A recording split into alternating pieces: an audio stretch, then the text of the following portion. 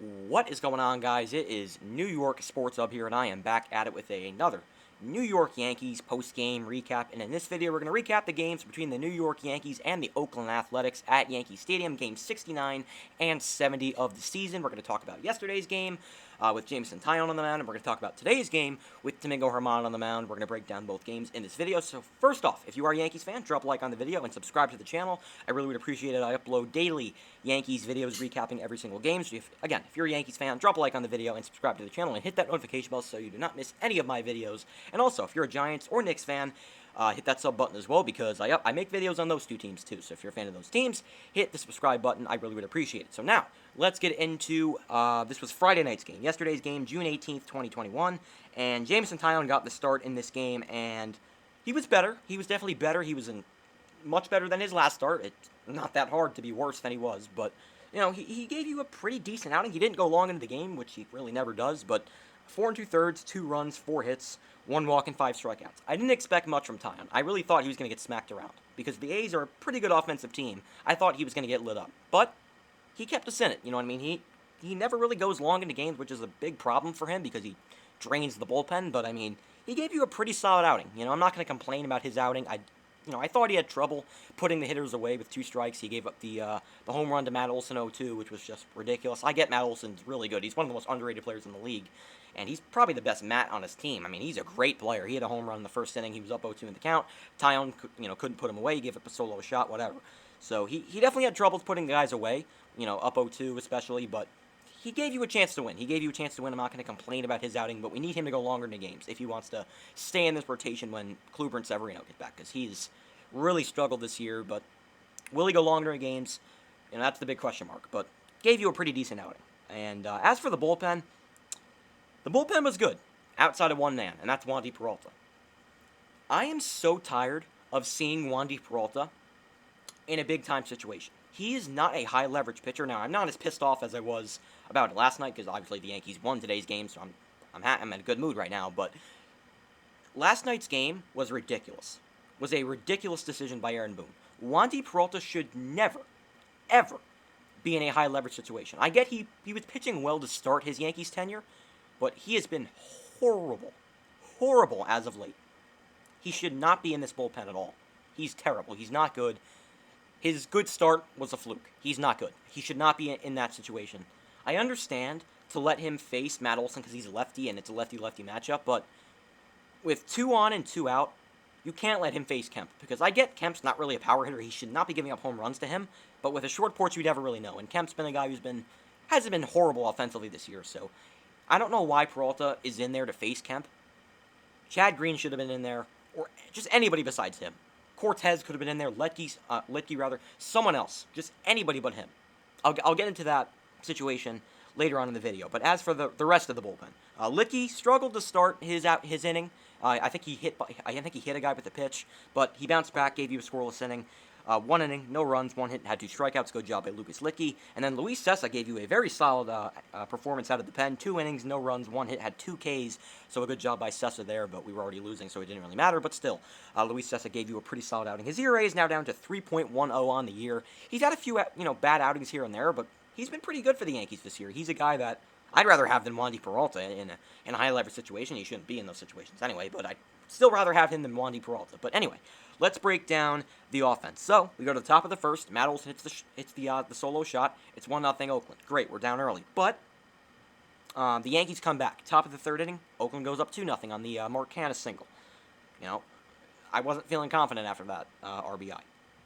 But we go to the bottom of the third with Brett Gardner on first after his 2-out walk. 2-out walks always come back to hurt teams.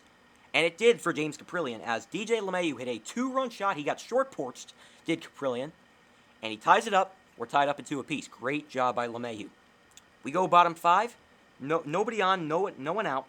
With Rougned Odor at the plate. We know with Rougned Odor, he's a guy that's either going to hit a home run or strike out or pop up or something like that. That's what Rougned Odor does.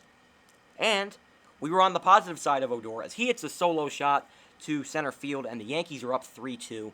I was feeling very confident after he hit that solo shot, because Odor doesn't hit home runs very often, and when he does, you got to be happy about it, because he's pretty brutal offensively outside of hitting home runs. He's pretty brutal, so Odor hits the home run. We're up 3-2. This is where the Yankees lost the game. We go top 6. Like I said, Wandy Peralta gives up a 3-run shot to Tony Kemp, a guy he's not even a power hitter. And he gives up a 3-run shot, and we're down 5-3. It changed the whole momentum of the game. Aaron Boone leaving Peralta in was a big mistake. I'd rather see Albert Abreu in that situation. I'd rather see Nestor Cortes Jr. in that situation. I'd rather see Luis Cessa in that situation. I do not want to see Wandy Peralta anymore. It's time to get rid of him. He's bad. I don't care if we traded talking for him. Wandy Peralta is not good. The only time when he should be pitching is either when we're blowing out a team or we're getting blown out. He should not be pitching. He's bad. Gives up the 3-run shot. We're down 5-3, and the offense did not score throughout the rest of the game. Now, I understand the offense did not show up. Only 3 runs on 4 hits. That's not good. But Caprillian's a pretty good pitcher, obviously. I mean, he shut down the Yankees pretty much. So, the Wandy Peralta cannot be in the game. If he did give up that 3-run shot, the Yankees probably would have won this game. And the offense wasn't even that good, with Tyon on the mound. And we had a chance to win, and I thought Aaron Boone blew it. I did. Now, Peralta should not be giving up home runs to that guy, but still, I thought Aaron Boone blew this game. But the next game was today's game, obviously. It was a day game at Yankee Stadium. The Yankees were 36-33 coming into this game. This was a big game for the Yankees. The Yankees needed to win this game, and they found a way to come out on top. 7-5 at Yankee Stadium over the A's, and they even up the series at a game apiece. Let's break down this ball game. So, Domingo Germán got the ball. His last start, he was really bad against the Phillies. He gave up, like 7 runs in his last start? He was terrible. Didn't think he was much better, honestly. His line looks a lot better than how he pitched. His line looked a lot better because I thought he was pretty terrible on the mound. I didn't think he was complete garbage, but he wasn't very good. 4 innings, 4 runs, 7 hits, 2 walks, 6 Ks. The strikeouts are nice, but he gave up 2 home runs again. He gives up way too many home runs, and that's never a good thing for Yankee Stadium because it's a hitter-friendly ballpark. And Germán left the game in the 5th inning with 1st and 3rd, no one out. Nestor Cortes bailed him out. If Cortes didn't come in and get out of that inning, Germán's line would have looked a lot worse. I thought Germán really struggled. Yet again, this is now back-to-back starts for Germán, where he has been shaky. The Yankees need a starting pitcher at the deadline. It might, maybe a guy like Max Scherzer. I don't know if we'll go after him. I don't think they will, but you never know. Maybe they go after a guy like Kyle Gibson, Jose Barrios. Yusei Kikuchi from the Mariners. He's a guy that's been in, trade rumors. Germán Marquez from the Rockies. There's plenty of other guys they could go after. We need a starting pitcher on this team now. I don't think Domingo Germán's a bad pitcher, but he's not a number 2. He should not be a number 2 in this rotation. I get Kluber's hurt, but still. Germán's not very good. He started off the year, he was great, but he's starting to fall off. I don't think he'll ever return to the way he was pitching early on in the year. He has good stuff, but he gives up way too many long balls. And he should not be a guy starting, game 2 of an ALDS. He shouldn't. We need pitching. We definitely need pitching. But the bullpen was awesome. 3 innings from Nestor Cortes Jr. No runs, 1 hit, 1 walk, and 3 strikeouts. He was fantastic. Nestor Cortes Jr. was phenomenal. And if he didn't pitch in this game, the Yankees probably would have lost. It was an excellent job by Cortes to get out of that jam, bail out Domingo Germán, and give you 2 more scoreless innings. A phenomenal job by Nestor Cortes Jr. He should be on this team for the rest of the season. He should. He is a very good back end of the bullpen kind of guy. He's way better than Wandy Peralta. Nestor Cortes should be on this team throughout the rest of the season. He should. He did a great job. Chad Green came in, had a great inning, and he got the win. He also got the win in this game. He went an inning, no runs, no hits, struck out the side. Great inning for Chad Green. Chad Green's a guy that's either really good or really bad, and today we saw the really good in Chad Green. He did a great job. Aroldis Chapman did not make it easy in the 9th. Got the first 2 outs, I think, and then I think he walked a guy, and then Aaron Boone got ejected, and then gave up the single to Matt Olson, then gave up the single to Laureano, scoring a run, making it 7-5, and then he struck out the other Chapman, Matt Chapman, to end the game, and the Yankees won the game 7-5. Now, let's break down the offense. So, we go top of the 1st inning, Kemp hits the solo shot. It's 1-0 Oakland. Then we go to the 4th, Matt Chapman, solo home run off Domingo Germán. It's 2-0. We go bottom 4, Yankees at 1st and 2nd with 2 out, with Gio Urshela at the plate. This is what professional hitters do. They get hits with men on base and with 2 outs. And that is what Urshela did. A single up the middle on a 2-0 count, and it's 2-1. Now it's a 2-1 game. The Yankees cut the lead in half. Let's keep it going. We go top 5. Olson singles in 2 runs. It's 4-1. Then Cortes bails him out. So we go to the bottom of the 5th. down 4-1. We go bottom 6. Bassett is still in the game for the A's. Gary Sanchez hits a solo shot, his 11th of the season. It just barely hooked fair. A solo bomb for El Kraken. Gary Sanchez and the Yankees cut the lead in half. It's now 4-2. Great job by Sanchez. We needed that. We go bottom 7 with Clint Frazier on third after his leadoff double. Aaron Judge at the plate. A much-needed 2-out single. Drives in a run. It's now a 4-3 game. Okay, let's keep it going. Burch Smith is still in the game. He then walks Sanchez to bring up Giancarlo Stanton, who had 2 walks in his previous 2 at-bats. And then Stanton comes through and grounds a single through the right side, and he ties the game up at 4 apiece. A great job by the Yankees in the bottom of the 6th to play small ball and score runs. Playing small ball in baseball wins you games, and it showed, because the Yankees won today. They need to do this all the time. Stop swinging for the fences. Just get hits. Do what you did in the bottom of the 7th. Keep this going throughout the rest of the season. Continue to put at bats together and get hits. I don't know why the Yankees don't do that every game, because it's just, they're so annoying to watch when there's men on base and they just aren't able to score runs. The Yankees need to continue to do that throughout the rest of the season. Just don't try to do too much. Just find holes and get hits and score runs. That's all you need to do. That's all you need to do. The Yankees need to continue to do that throughout the rest of the season. We go bottom 8.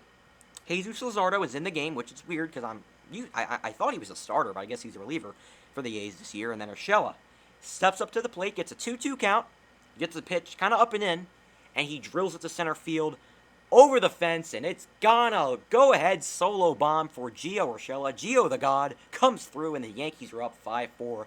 A huge home run by Urshela. I was pumped. I was jumping around after that home run. I was psyched up. Gives the Yankees a 5-4 lead, and oof, that felt good. That felt really, really good. Then the Yankees work 2 walks. Gardner bunts, which I thought was a great job by Aaron Boone to tell Gardner to bunt. DJ LeMahieu comes through with a 2-run single. Just what we needed. Insurance runs, baby. Yanks up 7-4. A huge 2-run single for LeMahieu, because if DJ didn't get that hit, the game would have been tied. The Yankees would have been tied going into the bottom of the 9th if it wasn't for that hit. That was a huge single by LeMahieu to give the Yankees a 7-4 lead. Then Laureano hits the RBI, make it 7-5. Then Chapman gets the save. Stares down Matt Chapman, throws 103 miles per hour to close it out, and the Yankees win 7-5. A great job by Chapman. He never makes it easy. He's been suspect as of late, but he found a way to get the job done and got his, let me check here, it was his 15th save of the year, and the Yankees hang on and beat the A's 7-5. So we even up the series at a game apiece. This was a series we probably could have won already, but we have a chance to win the series tomorrow with Jordan Montgomery on the mound going up against Sean Manaea. Manaea is having a really good year, a 2.99 earned run average on the year. He's 6-2 record-wise, so Manaea is a good pitcher. We got to find a way to score some runs off Manaea. And can we get an early lead for once? I feel like it's always the opposition getting an early lead. I want an early lead, so let's hope the Yankees can find a way to get that done. Monty on the mound for the Yankees, and Sean Manaea on the mound for the A's as the Yankees look to win the series in the Bronx and then start a 3-game set against the Royals starting Tuesday night. So tomorrow's a big game for the Yankees. Tomorrow is a very, very big game because I think the Rays are losing right now. Let me check. That's a 5-4 game now, so. But, they're still down 1 run, so let's hope the Mariners can pull that out and the Yankees can be 5 games back. But the Yankees have got to keep winning ball games because this division, it's not like the Rays and Red Sox are, again, they're not going to stop losing. Now, they're going to go into a losing skid eventually, but still, they're both good teams, obviously. So the Yankees got to keep winning games. You know what I mean? I get it's early in the season, but you never know. Sometimes it could be, too little, too late. So the Yankees have got to keep winning ball games. They've got to keep winning series, and if they do that, they can win this division because the Rays without Glasnow, it's going to be tough for them to win anything in the postseason. The Red Sox, they're going to have Chris Sale back eventually, but their pitching is not good. No, keep in mind, they have a great offense, but their pitching is not strong at all. And they don't have a Garrett Cole on their team. The Yankees do. So, the Yankees got to keep winning games, and they got to prove that they can beat good teams. I get they beat some good teams this year, like the White Sox, but they got to do it consistently, and let's hope the Yankees can find a way to prove us that as they play the series finale tomorrow against the Oakland A's. Monty on the mound for the Yankees as they look to close out this series with the win. and then start a 3-game set against the Royals starting Tuesday, alright guys? So that is going to do it for this video. I hope you guys enjoyed the video, and share your thoughts on the game, share your thoughts on Herman's start. What are your thoughts on Tyone's start yesterday? What are your thoughts on that stupid decision by Boone to leave Peralta in the game? If you want him fired off to the sun, drop a like on this video, because all Yankees Twitter wants Wandy Peralta off this team, and I sure do as well, because he is just terrible. But let's forget about the past, and let's focus on the future, as we can win a series tomorrow against a very good A's team. Let's hope they can get it done, alright guys? So that is going to do it for this video. I hope you guys enjoyed. I'll talk to you guys tomorrow. Peace, and go Yankees.